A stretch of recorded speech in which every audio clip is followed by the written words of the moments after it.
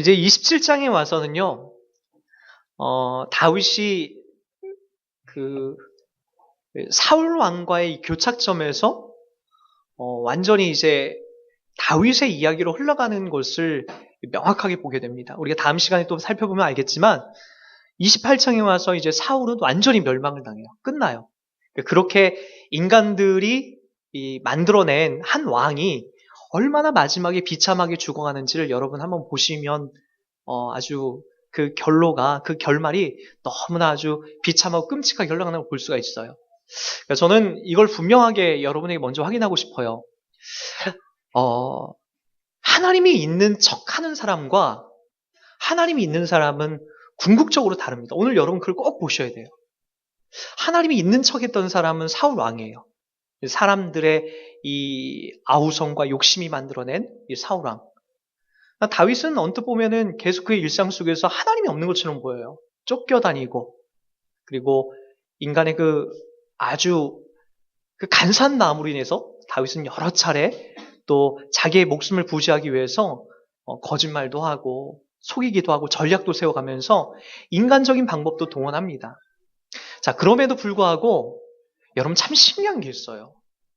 하나님이 선택하여서 하나님의 역사를 만들어가겠다라고 하는 이 다윗 위에 하나님이 함께 하시는데요. 다윗 속에서 하나님이 아주 섬세하게 깊게 역사하고 일하는 것으로 볼 수 있다는 거죠. 언뜻 보면은 여러분 사울 왕이 더 훌륭해 보여요. 맨 처음에는요. 다윗은 막 우왕좌왕하고 뭐 정신 없어요. 여기 인간적인 전략들을 세우고. 나중에 그 결론이 어떻게 흘러가냐면은 하나님이 선택하고 하나님이 그와 함께한 사람과 그렇지 않은 인간의 야망과 욕망이 섞여 있는 이 사람과의 극명한 그 갈라짐이 보이기 시작하더라는 거예요. 여러분 오늘 또 그 하나님과 함께하는 이 다윗의 모습을 한번 확인하시고 다음 주에는요 여러분 하나님이 떠난 이 사울 왕의 결말이 어떻게 흘러가는지를 함께 비교하시면서 한번 나갔으면 좋겠습니다. 여러분 27장은 여러분 아주 짧은 구절로 되어 있죠. 1절부터 12절 정도밖에 안 되어 있는데 우리 1절부터 7절까지 이야기를 먼저 한번 여러분들에게 이렇게 한번 좀 설명을 하고 오늘 우리가 읽은 본문과 연결해서 좀 마무리를 해나가려고 합니다. 27장 1절을 여러분 한번 읽어볼까요? 다윗이 그 마음에 생각하기를 내가 후일에는 사울의 손에 붙잡히리니 블레셋 사람들의 땅으로 피하여 들어가는 것이 좋으리로다. 사울이 이스라엘 온 영토 내에서 다시 나를 찾다가 단념하리니 내가 그의 손에서 벗어나리라 하고. 자, 다윗이 얼마나 믿음과 신앙으로 돈독한 사람이라고 우리가 착각하기 앞서서 얼마나 아주 지극히 인간적이고 얼마나 자기 생명과 그리고 자기의 어떤 신앙적인 부분뿐만 아니라 자기의 전략을 믿고 나가는 사람인지를 우리는 분명히 볼 수 있습니다. 27장 1절에 보면 이렇게 시작합니다. 다윗이 그 마음에 생각하기를 하나님 앞에 기도하기를 이렇게 나오면 멋있는데 하나님 앞에 여쭤보기를 이렇게 시작하면 얼마나 멋있습니까? 근데 그렇게 시작을 안 해요. 근데 어떻게 하죠? 보니까 그 마음에 생각하기를 하면서 어디로 들어간다라고요? 사울 왕이 또 나를 분명히 안 죽이겠다고 약속을 했지만 언제 또 나를 죽일지 몰라. 왜요? 여러분 다 아시다시피 사울 왕은 지금까지 계속해서 이 다윗을 죽이기로 막 작정하고 막 쫓아다녔어요. 멀리 갈 것도 없죠. 우리 24장에 가면은 엔게디 광야에서 어떤 일이 벌어지게 3천 군사를 데리고 와서 다윗을 막 추격하기 시작합니다. 다윗과 그 600명의 사람들을 추격하기 시작하죠. 그때 다윗이 그 자리에서 사울 왕을 살려줍니다. 사울 왕이 용변 보러 들어왔다가 거기가 다윗이 있는 줄도 모르고 그냥 편안하게 용변 봤지만 그 뒤에는 누가 있었냐면은 다윗과 그의 부하들이 있었어요.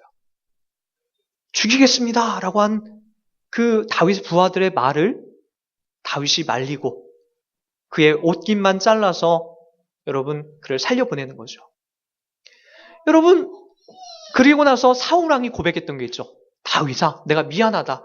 널 내가 쫓아가거나 추격하지 않겠다. 날 불쌍히 여겨줘라. 네가 큰 은혜로 날 갚았다. 사울 왕이 그렇게 고백합니다. 그러나 여러분, 사울 왕 주변에 또 누가 있었냐면 그렇게 다짐을 하더라도 주변에 또 다른 사람들이 있었어요. 그래서 여러분 또 사울 왕을 또 부추기기 시작하는 거죠. 여러분 26장에서도 십광야에서 또 똑같은 이야기를 합니다. 십광야에서도 그곳에서 사울 왕과 그의 부하들이 피곤에 쩔어서 쉬고 있을 때에 다윗과 그의 부하가 가서 그곳에서 창과 투구를 가지고 나오는 그런 일들이 벌어지게 돼요. 그때도 여러분 사울 왕이 똑같이 얘기하죠. 야 다윗아, 나는 너를 죽이려고 했는데 네가 날 또 살려줬구나. 내가 두 번 다시는 너를 쫓아가지 않겠다. 너를 죽이지 않겠다. 원수 갚지 않겠다라고 이야기를 합니다. 여러분 그러나 다윗은 그것을 고지 믿지 않습니다. 아니나 다를까 결국에 다윗이 그 사울이 또 쫓긴다라는 묘한 이야기를 듣고 나서 어디로 또 도망가게 되냐. 이번에는 이스라엘 땅에 내가 어딜 도망가도 나는 붙잡혀가고 잡아 죽일 수도 있다. 죽을 수도 있다. 그렇기 때문에 어디로 들어가냐면은 그 당시에 이스라엘보다 군사적으로 더 강했던 나라가 어디냐? 블레셋이었어요. 그 블레셋 가드로 피하게 되는 거죠. 가드로 왜 피할까요? 가드로 피한 이유는 여러분 두 가지 아주 중요한 이유가 있어요. 여러분 가드는 이스라엘보다도 강한 나라예요. 그러니까 사울 왕이 저 가드 지역으로 들어오지 못한다는 거예요. 왜요? 이스라엘보다도 더 군사적으로 강한 나라였기 때문에 다윗이 거기 가서 쾌행한 전쟁을 낼 필요는 없거든요. 우리가 군사적으로 밀리니까 그곳에 안 갔던 거예요. 두 번째는 뭐냐면은 이제 다윗은 그곳에 들어갔기 때문에 이제 어떻게 보면 죽은 목숨이다라고 생각이 돼서 사울이 그곳으로 이제 쫓아 들어갈 이유가 없기 때문에 다윗이 또 그곳으로 이제 피할 수밖에 없었던 거죠. 여러분 그런 여러 가지 이유가 있어요. 그러니까 이 다윗은요, 여러분 지금까지 우리가 살펴본 바로 기도하면서 믿음으로 항해한 사람이 아니라 자기의 계획과 자기의 어떤 전략적인 야망으로 자기의 인생 여정을 헤쳐가기 시작합니다. 지금까지도요. 그래서 여러분 4절에 보면 이렇게 나와요. 4절 볼까요? 이에 다윗이 27장 4절입니다.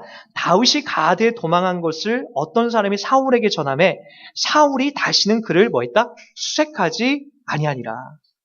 블레셋으로 갔기 때문에 더 이상 내가 쫓아갈 이유가 없다라는 거죠. 그 이야기를 지금 담아내고 있습니다.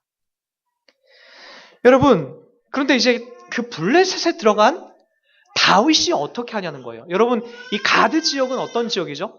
여러분 두 가지를 기억해야 됩니다. 가드 지역은 다윗이 왜 가드로 갔을까요? 첫 번째로 왜 가드였냐면은 이 가드 지역에는 뭐가 있었냐면 다윗이 옛날에 골리앗을 때려 눕힌 지역이에요. 이 가드 지역에 나왔던 골리앗 장군을 누가? 골리앗, 소년 다윗이 때려 눕혔던 거죠.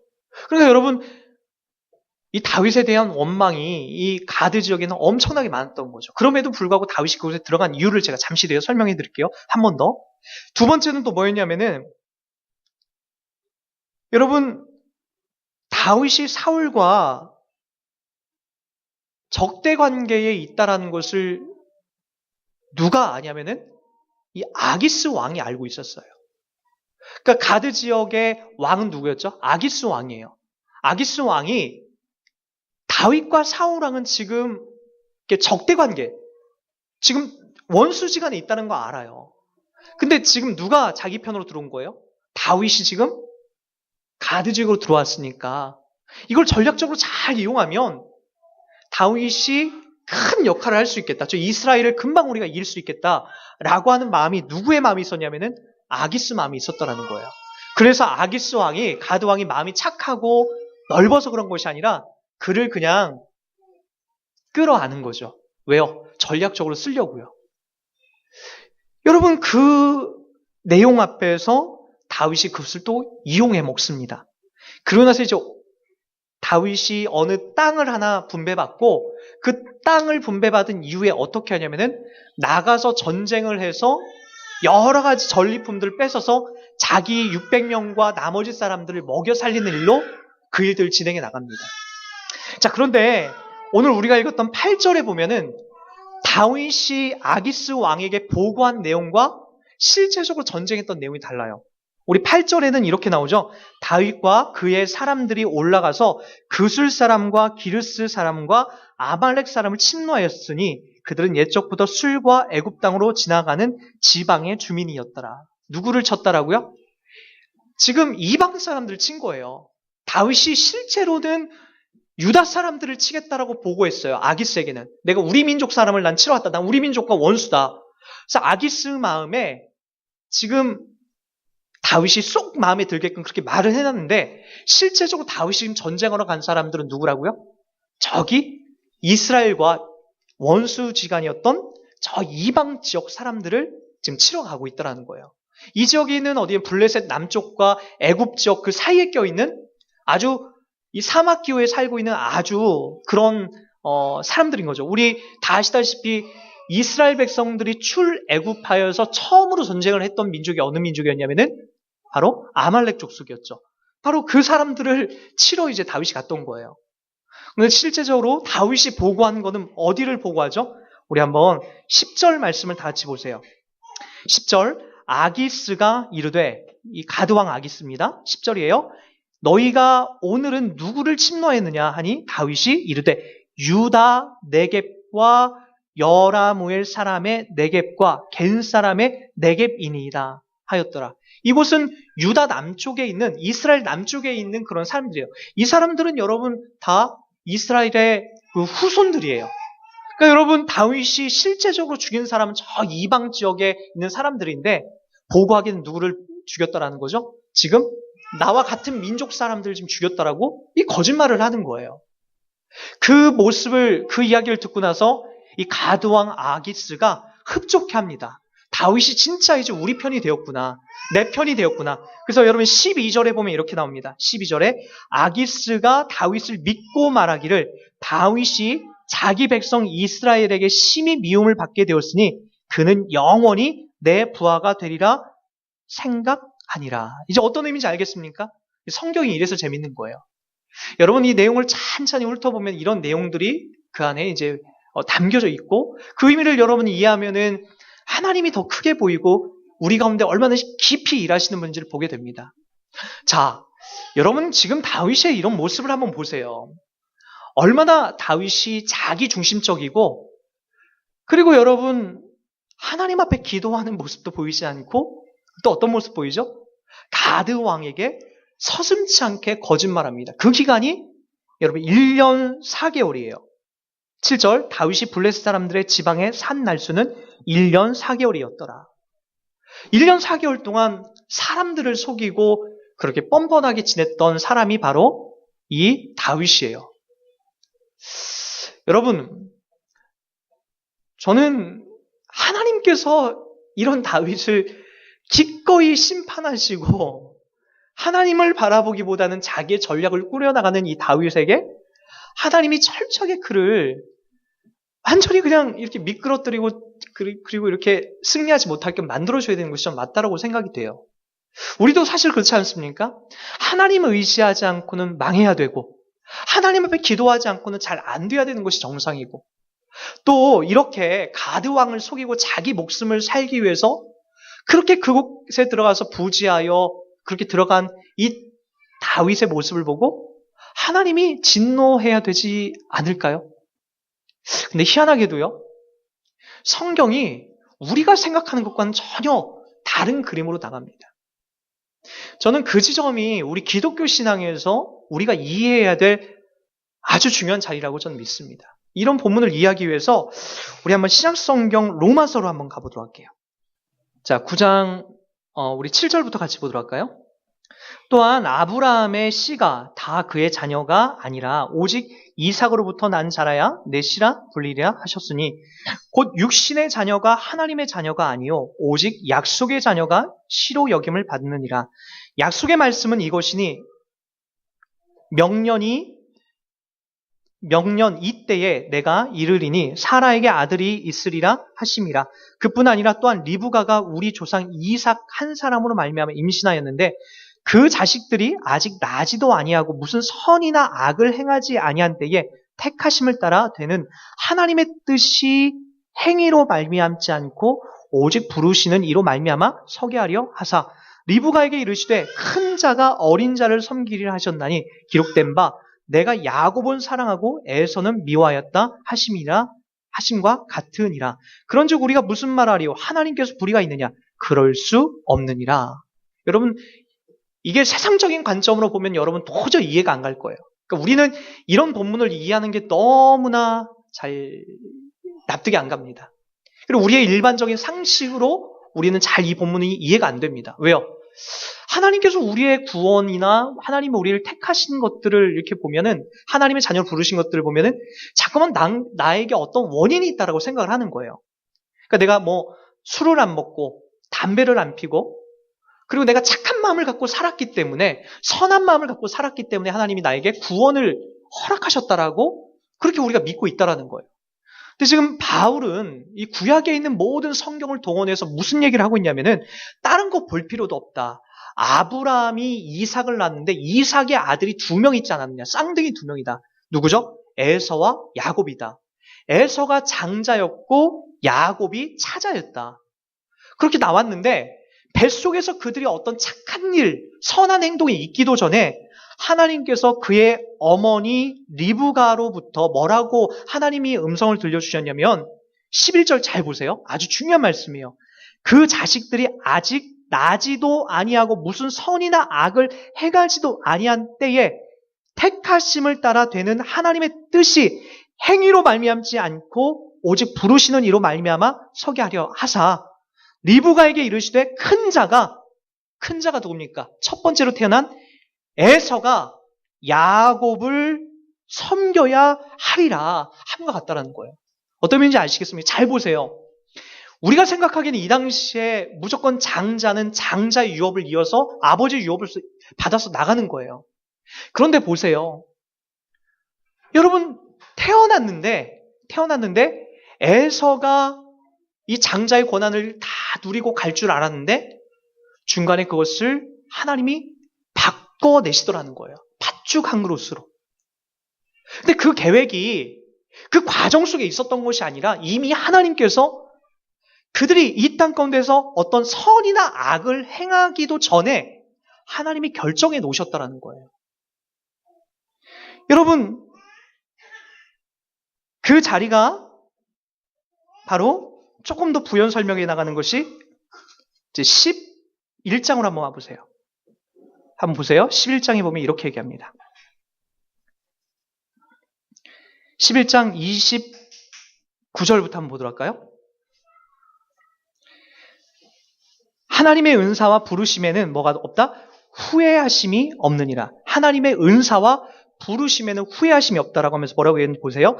너희가 전에는 하나님께 순종하지 아니하더니 이스라엘이 순종하지 아니함으로 이제 긍휼을 입었는지라. 이와 같이 이 사람들이 순종하지 아니하니 이는 너희에게 베푸시는 긍휼로 이제 그들도 긍휼을 얻게 하려 하심이니라.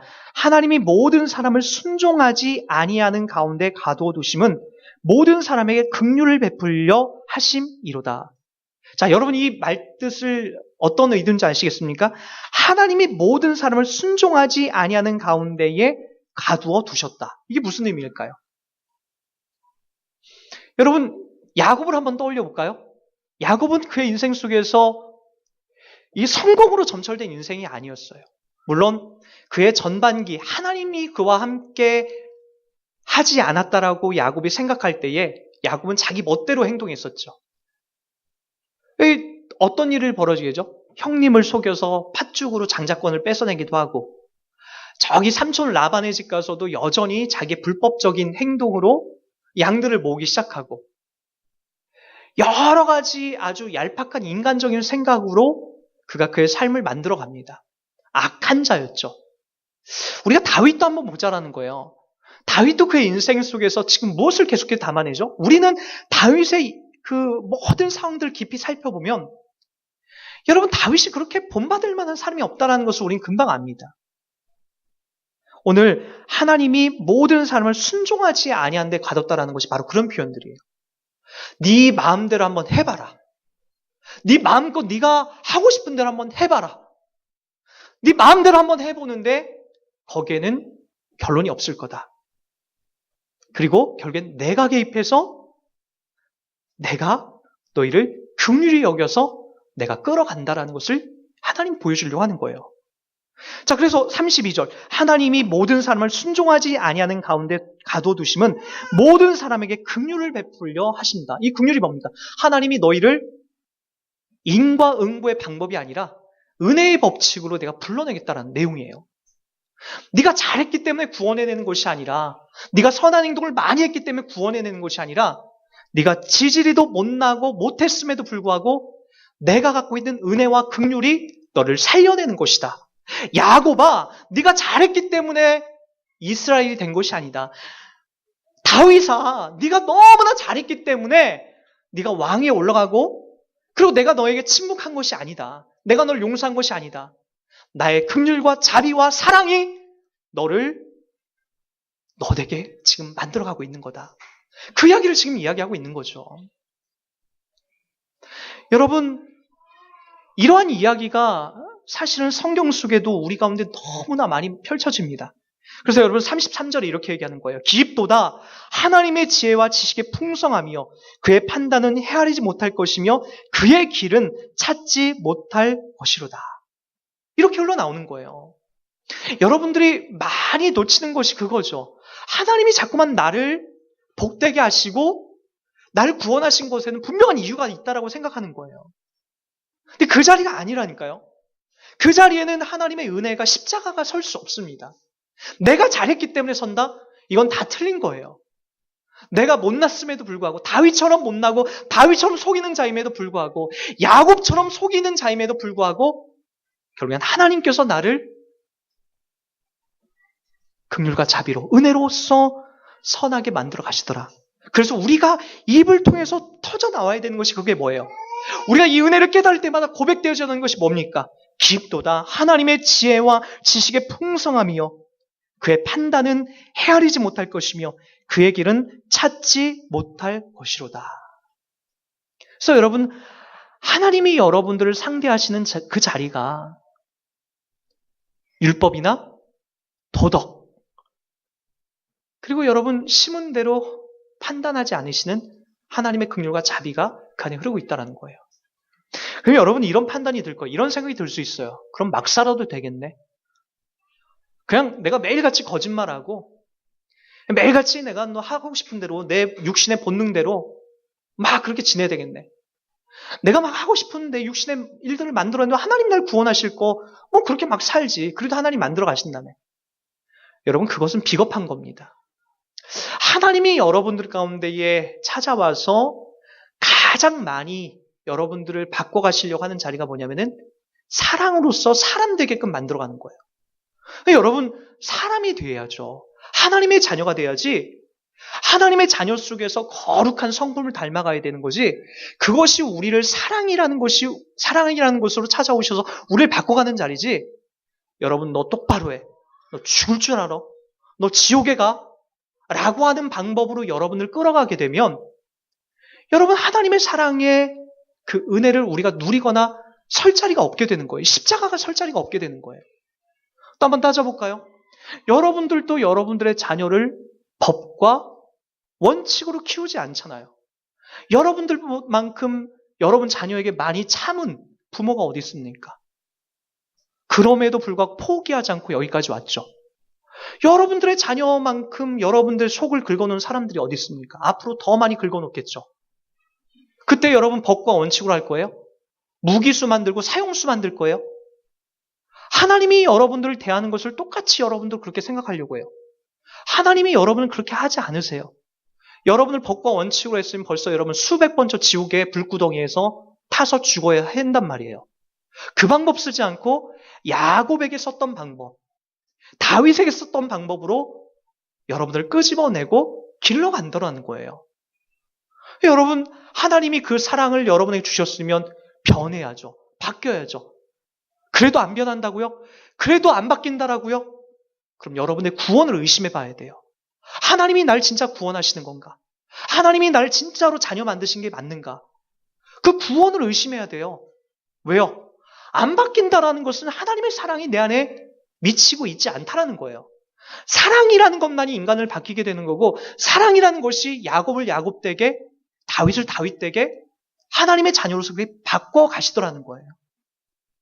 깊도다 하나님의 지혜와 지식의 풍성하며 그의 판단은 헤아리지 못할 것이며 그의 길은 찾지 못할 것이로다. 그 사랑을 우리는 받고 있다라고요. 간혹 사형수의 이야기를 많이 들어요. 이 사형수들은 우리가 생각하기에 어떻게 저렇게 악랄한 죄를 져서 사형수가 됐을까? 너무나 끔찍하죠. 한 사람 한 2명 정도 죽이면, 2-3명 정도 죽이면 사형수가 돼요. 근데 여러분, 우리가 다 알다시피 그 막가파라든지 지존파, 이런 사람들 중에 죽기 전에 그들이 예수를 구세주로 믿었다라고 하는 이야기가 심심찮게 이렇게 들려오지 않습니까? 옛날에 많이 듣지 않습니까? 그러니까 우리가 생각하기에는 그런 사람들은 죽어도 예수 믿으면 안 된다라고 우리가 생각을 해요. 다 죽어야 되고 다 끝나야 되는 거라고 우리가 그냥 생각이 되는데, 희한하게 그런 사람들도 예수를 믿더라는 거예요. 주님의 복음이 그 가운데도 흘러가더라는 거예요. 그만큼 하나님의 사랑의 깊이가 깊다라는 거예요. 그 사랑의 깊이가 나를 못 녹일까요? 여러분들을 못 녹일까요? 그 사랑의 깊이가 여러분들을 못 바꿀까요? 오늘 또 그 깊고 넓은 그 사랑의 은혜 아래에서 다윗을 바라보시고, 그리고 나를 바라보시면서 하나님이 원하고 하나님이 말씀하시는 그 자리를 여러분, 우리가 사랑을 받은 자답게 살아갈 수 있는, 담아낼 수 있는 저와 여러분 되길 주의 이름 부탁드리겠습니다.